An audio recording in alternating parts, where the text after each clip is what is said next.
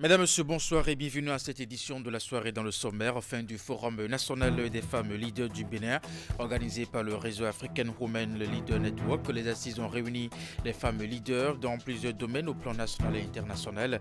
Un creuset pour la valorisation des compétences dans la solidarité.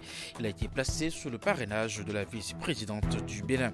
Ensuite, le salon de la deuxième édition de la rencontre internationale de bandes dessinées à Cotonou. Il a réuni les créateurs et créatrices de bandes dessinées de l'Afrique francophone autour du thème Avatar et identité dans la bande dessinée francophone, la génération émergente. La rencontre est initiée par le Laboratorio à Contemporain, ceci dans le cadre de la biennale du WIDA 2024.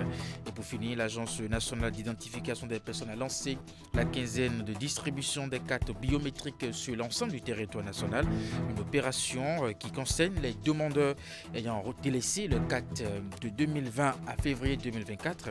Nous avons effectué une descente à la préfecture de Cotonou pour voir comment se déroule cette opération.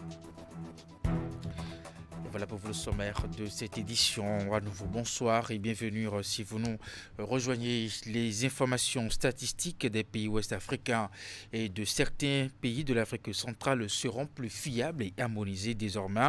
Une initiative qui vient d'être lancée à Cotonou sur financement de la Banque mondiale pour la cause. Il s'agit du projet d'harmonisation et amélioration des statistiques en Afrique de l'Ouest et du Centre, le FASAOC, qui est donc une seconde phase du projet FASAO, qui avait pris en compte seulement quelques pays ouest africains. Voici le compte rendu.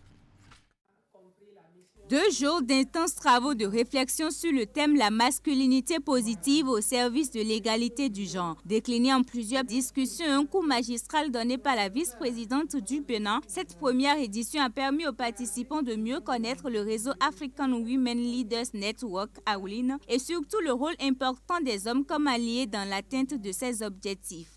2 jours d'échanges constructifs et de projection. 2 jours de valorisation de compétences qui ont permis de dégager une feuille de route des 6 domaines de travail du réseau pour l'année 2024 et l'appel de Cotonou sur la masculinité positive. Les autres points forts de ce forum sont à souligner. Il s'agit de la désignation de la VPR dans le groupe des aînés et pionnières de AWLIN Global par Mme Bineta Diop, envoyée spéciale de l'Union africaine pour les questions de femmes, paix et sécurité. Au thème des travaux de cette première édition, la campagne He for She a été lancée. Elle a permis de distinguer les champions du Bénin pour la masculinité positive. C'est ainsi que la distinction du chef de l'État a été reçue par la présidente de l'Institut national de la femme. S'allier les hommes est l'une des stratégies requises et le succès des femmes soutenues par les He for She est le gage de la pérennité du changement des mentalités pour l'avènement d'une nouvelle génération d'hommes alliés de la promotion de l'égalité du genre. La reconnaissance de la volonté politique clairement affirmée par le chef de l'État, soutenue par son gouvernement et par les institutions de la République sont pour moi autant d'illustrations de la masculinité positive déjà exprimée dans notre société. Le rendez-vous est donc pris pour une nouvelle édition plus édifiante. Elle s'annonce déjà sous de bons auspices avec pour thème le bien-être économique de la femme au foyer. Eh bien voilà, vous l'avez sans doute remarqué, vous venez plutôt de suivre la clôture du Forum national des femmes leaders du Bénin organisé par le réseau africain Women Leader Network qui a connu sa fin ce vendredi. Nous restons dans cette logique.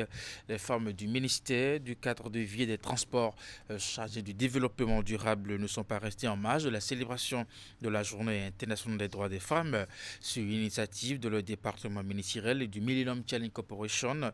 Elles se sont donné rendez-vous à Cotonou pour marquer l'événement. La rencontre est faite de débats et de panels autour de la situation et la contribution des femmes du dit ministère dans le développement du Bénin. Voici les images. Cette célébration est l'expression du Millennium Challenge Corporation et du ministère du Cadre de vie et des Transports chargé du développement durable d'aller encore plus loin dans la mise en œuvre des programmes, projets et des actions en faveur des femmes. Les panels au menu de cette rencontre sont dédiés à l'engagement des femmes dans les corps de métier du secteur du cadre de vie et des transports, intérêt pour le développement du Bénin. La séance de ce matin permettra aussi de présenter la situation des femmes dans les différents corps de métier du ministère du Cadre de vie et des Transports en charge du développement durable et de lever ainsi un coin de voile sur les contraintes sociales qui constituent les barrières à l'engagement des femmes et des jeunes dans ce secteur. Dans la ligne de sa mission de réduction de la pauvreté par la croissance économique, le Millennium Challenge Corporation, ou MCC, s'est engagé avec le Bénin à promouvoir l'égalité des sexes et l'inclusion sociale à travers les programmes qui facilitent le renforcement du rôle majeur des femmes dans la transformation économique et l'entrepreneuriat. Ce rendez-vous consacre également les 20 ans d'intervention du programme Millennium Challenge Corporation au Bénin à travers le programme Millennium Challenge et compte MCA Bénin. MCA Bénin qui a connu plusieurs compacts dont les acquis ont impacté significativement la population béninoise. Un coin de voile est levé ici sur quelques actions phares du programme. Il s'agit notamment de la réalisation des études détaillées de conception de la reconstruction de la route Boycon-Dassa en 2x2 de voies. Le renforcement des capacités d'une vingtaine de fonctionnaires des structures sous tutelle, notamment la CNSR, la DTTA, la direction départementale, la CIRAX. La rencontre est également faite de partage d'expériences et de témoignages des femmes bénéficiaires des différents programmes du Millennium Challenge et compte Bénin. Direction d'Ogbo à présent, localité située dans le département du Koufou où l'événement a été célébré en différé. Cette semaine, il s'agit bien entendu de la célébration de la Journée internationale des droits des femmes, une célébration assise sur la santé de la femme sur une initiative de Annie Paulette Kembo, épaulée pour la circonstance par Christelle Rondongo Alioza. Retour ici sur le temps fort de cette activité avec Narcisse Alossé. Un tandem, exemple de leadership féminin, vient ici à Dobo avec une ingéniosité autour de la célébration de la Journée internationale des droits de la femme. Paulette Kembo, présidente de l'association Femmes autonomes Mères épanouies, et Christelle Rondongo Alioza, directrice administrative de l'Union progressiste Le Renouveau, au chevet de leur sœur d'ici, avec des sujets de réflexion sur la santé de la femme. Le groupe de mots « Investir en faveur de la femme » vise ici une cible moins privilégiée de la société. L'investissement de la femme en faveur de la femme est à plusieurs niveaux. Et nous avions pensé aux filles en milieu apprentissage, parce que c'est un milieu qui n'est pas dans les projecteurs.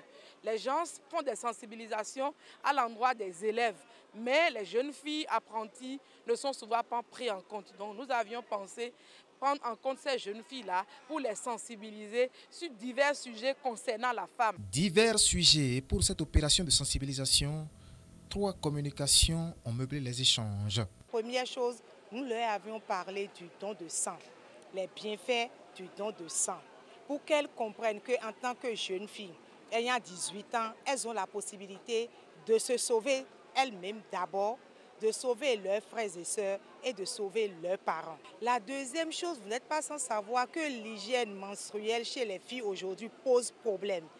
Les jeunes filles qui sont à l'école comme à l'apprentissage ont du mal à gérer leur cycle menstruel en matière, bien entendu, d'hygiène. À ces 2 sujets, les oratrices du jour ont ajouté celui relatif aux maladies ou infections sexuellement transmissibles. Tout a été accompagné de conseils pratiques.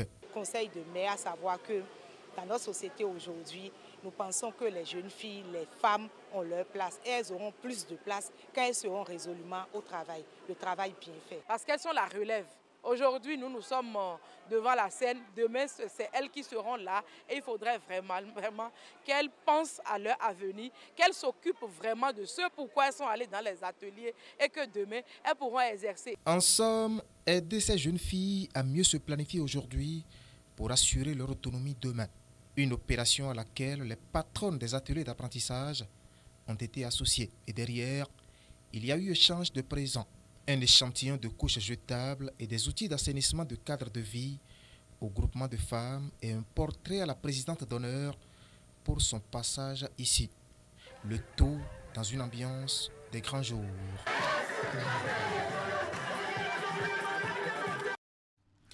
Audience au Conseil économique et social du Bénin. La présidente de la Haute Cour de justice poursuit sa visite de courtoisie chez ses collègues présidents d'institutions dans la matinée du vendredi dernier. Dondi Yamou est reçu par le vice-président du CES.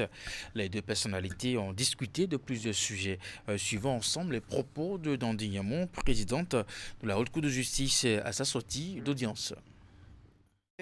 J'ai été élue présidente de la Haute Cour de justice et dans la tradition, les nouveaux élus ou les nouveaux nommés à la tête des hautes juridictions ou des institutions constitutionnelles font des visites de courtoisie aux différentes institutions.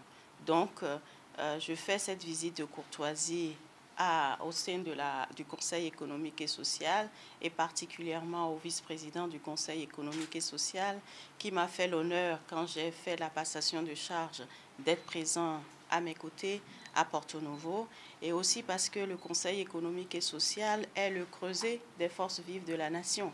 Le Conseil économique et social est l'endroit où on retrouve la plupart des forces vives de la nation, de tous les segments de la nation. Et en ce sens-là, le lien entre la haute juridiction, la haute cour de justice et le Conseil économique et social est nécessaire parce que nous faisons partie de la République et nous avons besoin d'être solidaires les uns vis-à-vis des autres. Nous travaillons tous pour la République, pour l'intérêt général. Il était donc de bon ton que je vienne. Par suite, ma présence est aussi pour appeler l'attention des membres du Conseil économique et social sur le rôle de la Haute Cour de justice, qui est une institution parfois un peu oubliée parce que justement, elle n'est pas dans la dynamique des procès réguliers comme la plupart des autres hautes juridictions. Donc, cette juridiction d'exception qui est en charge de juger les membres de l'exécutif a besoin d'une certaine visibilité et d'une réforme de la Haute Cour de justice, de travailler à ce que cette Haute Cour soit mieux connue. Donc, je suis venue partager avec le président, le vice-président du Conseil économique et social et certains membres du bureau les projets de la Haute Cour de justice, recueillir les conseils et voir dans quelle mesure nous pouvons travailler en synergie entre les deux institutions constitutionnelles. Retour sur cette activité à présent dans la suite de cette édition. Les informations statistiques des pays ouest-africains et de certains de l'Afrique centrale seront plus fiables et harmonisées désormais. Une initiative qui vient d'être lancée à Cotonou sur financement de la Banque mondiale. Pour la cause, il s'agit du projet d'harmonisation et d'amélioration des statistiques en Afrique de l'Ouest et du Centre, le FASAOC, qui est une phase du projet FASAO qui avait pris en compte seulement quelques pays ouest-africains. Le but à terme est de disposer de statistiques comparables dans ces États sur la base de la même méthodologie. William Cliquant pour le compte rendu. Le projet Harmonisation et amélioration des statistiques en Afrique de l'Ouest et du Centre concerne 5 pays d'Afrique centrale et les 8 autres de l'Ouest non inclus dans le FASAO. Cet élargissement dénommé FASAOC renforce en 5 ans les capacités des systèmes statistiques nationaux des pays membres pour édifier les pouvoirs publics dans l'initiative, le suivi et l'évaluation des politiques de développement. Ça nous permettra de disposer de données officielles beaucoup plus pertinentes, beaucoup plus élaborées, respectant les normes internationalement reconnues et nécessaires à nos autorités pour pouvoir prendre des décisions justes et viables dans l'intérêt de nos populations. Beaucoup de grandes opérations d'envergure qui jusqu'ici ne pouvaient pas être produites de façon régulière par les États, puisque nécessitant un déploiement de ressources financières matérielles assez conséquentes, ont pu l'être durant la mise en œuvre du FASAO. Ce projet également, dans son volet d'harmonisation, nous permet d'utiliser les mêmes méthodologies de production d'informations. Et cela permet également de voir et de pouvoir comparer à la fin les avancées qui ont été réalisées au sein de chaque pays afin de permettre de façon communautaire et dans un élan de solidarité de pouvoir améliorer les conditions de vie des populations et donc de renforcer les niveaux de développement de nos États. Cette harmonisation des pratiques et méthodologies aboutit aux informations statistiques pertinentes en économie, macroéconomie et dans les secteurs sociaux. Le FASAOC va aussi appuyer les départements de statistiques de l'UEMOA, de la CEDEAO et de l'Union africaine. C'est également un exercice de surveillance multilatérale pour calculer les critères de convergence afin de réaliser l'ambition de la monnaie commune dans la région. Nous avons pu faire l'adaptation du manuel de comptabilité nationale pour avoir un guide au niveau régional. Le manuel international, c'est une classification globale qui n'est pas spécifique, qui ne tient pas compte des spécificités de chaque État. Donc à notre niveau ici, nous avons pris tous les États ensemble pour voir leur expérience et puis sélectionner les meilleures pratiques qu'on doit généraliser pour toute la région CEDEAO. Le lancement du FASAOC s'est tenu en marge de la réunion annuelle des directeurs généraux des instituts nationaux de la statistique de l'espace CEDEAO, tenue à Cotonou en cette fin du mois de mars. Et puis en vue de satisfaire convenablement les populations, l'Agence nationale d'identification des personnes a lancé la quinzaine de distribution des cartes biométriques sur l'ensemble du territoire national. C'est une opération qui concerne les demandeurs ayant délaissé le 4 de 2020 à février 2024. Voici les images. C'est par ce geste que le septuagénaire retire sa carte biométrique. Après lui, c'est au tour de cette dame de se prêter à l'exercice. Dans cette salle de la préfecture, ils sont nombreux à rentrer en possession de leur sésame sans contrainte. Les impressions sont très bonnes parce que ce n'est pas la première fois que je viens retirer une carte d'identité. Entre-temps, c'était de la pagaille. On attend, on revient, on vous renvoie et vous revenez. Mais cette fois, c'est très organisé. C'est très organisé. De la maison, j'ai obtenu d'abord la carte d'identité. On m'a dit que c'est déjà prêt. Et je viens retirer tout simplement. Avant, c'était difficile, mais actuellement, je crois que c'est bon. C'est sans contrainte, c'est sans difficulté majeure. J'ai fait ça il y a une semaine. Quand je suis venu, j'ai fait l'informatique qu'il faut faire. Puis en moins de 5 minutes, j'ai déjà retiré ma carte. Je suis très fier. Il n'y a pas d'hésitation à faire parce que c'est un service public qui est ouvert à tout le monde. Et les formalités sont plus accessibles, plus faciles à faire, de sorte que lorsque vous le faites avec les pièces demandées, alors dans un délai très court, vous avez déjà votre carte. Moi, je fais la demande et en moins d'une semaine, je l'ai reçue. Pour la déléguée départementale de l'identification des personnes du littoral, l'Agence nationale de l'identification des personnes en termes de marketing et en déstockage des cartes biométriques. Celle de 2020, jusqu'à nos jours, se trouve à la préfecture et dans les mairies. Nous exhortons la population à sortir massivement pour venir retirer leurs cartes. Il y a également un dispositif de call center mis en place et on appelle les requérants pour qu'ils viennent chercher leurs cartes. Ceux qui ne sont pas forcément à Cotonou ne sont pas obligés de se déplacer vers Cotonou pour chercher leurs cartes, mais de là où ils sont, il suffit juste qu'ils nous donnent leurs coordonnées et on va convoyer les cartes vers les différentes délégations pour les retraits.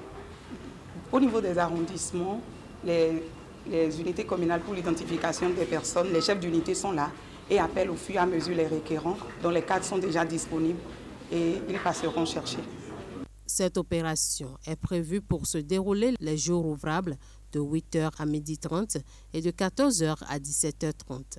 Cependant, le samedi et le lundi de Pâques, une équipe sera présente dans les différents points de distribution de 8h à 13h.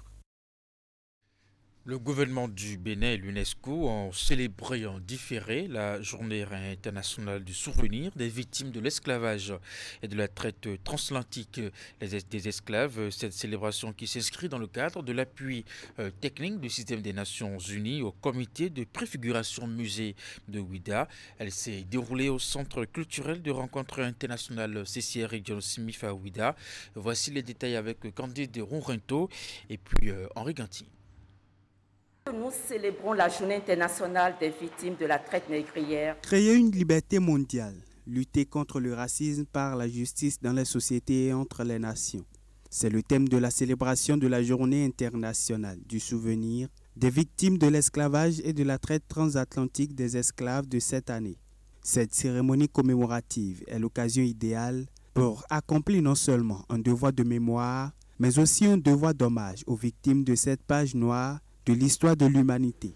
En souvenir des victimes de la traite transatlantique des esclaves, le secrétaire général des Nations Unies, M. Antonio Guterres, appelle à l'avènement d'un monde débarrassé du racisme, de la discrimination et de la haine, et à une union pour la défense des droits humains, la dignité et l'égalité des chances pour toutes et tous. Un panel sur la préfiguration du musée de Ouidah a été organisé dans le cadre de cette journée. Ce moment d'échange est consacré au message et au partage d'expériences des acteurs animateurs et des communautés porteuses des mémoires de la traite transatlantique à Ouidah. Quel jour on commémore les captifs et les déportés africains. Il est donc temps que nous marquons périodiquement cet arrêt pour nous souvenir, nous recueillir et pourquoi pas nous repenser. C'est d'ailleurs la raison pour laquelle depuis quelques années, le gouvernement du président Patrice Talon s'emploie à aménager, réaménager, restaurer, réhabiliter, valoriser et promouvoir les sites marquants de la route des personnes mises en esclavage. À l'heure où je vous parle, toute la ville de Ouidah est en chantier pour devenir dans les mois à venir une véritable cité-musée où nous pourrons voir et revoir les témoignages matériels de cette triste histoire. De nombreuses actions sont menées et d'autres en cours aussi bien par le gouvernement du Bénin que le système des Nations Unies pour maintenir allumée la flamme du souvenir. Outre le panel de discussion, les participants ont eu droit à la visite d'une exposition de 10 photos murales sur la thématique de la journée au Centre culturel de rencontre internationale CCR John Smith à Ouidah. Et puis nous allons terminer par le salon de la 2e édition de la rencontre internationale de bande dessinée à Cotonou. Il a réuni les acteurs et créatrices de bandes dessinées de l'Afrique francophone autour du thème Avatar et identité dans la bande dessinée francophone, la génération émergente. La rencontre est initiée par Laboratorio à Contemporain, ceci dans le cadre de la Biennale Ouidah 2024. Un panel de discussion et de vernissage à meubler cet atelier riche en art de bande dessinée. Compte rendu. Le Salon international des acteurs de bande dessinée et amateurs de l'Afrique francophone se tient à Cotonou. Il se veut une découverte des avatars en tant que représentation symbolique qui reflète et influence les identités culturelles et individuelles. C'est l'initiative d'une génération émergente qui adopte cette manière pour mettre en lumière l'histoire africaine et sa culture. La bande dessinée francophone s'inscrit dans deux cadres.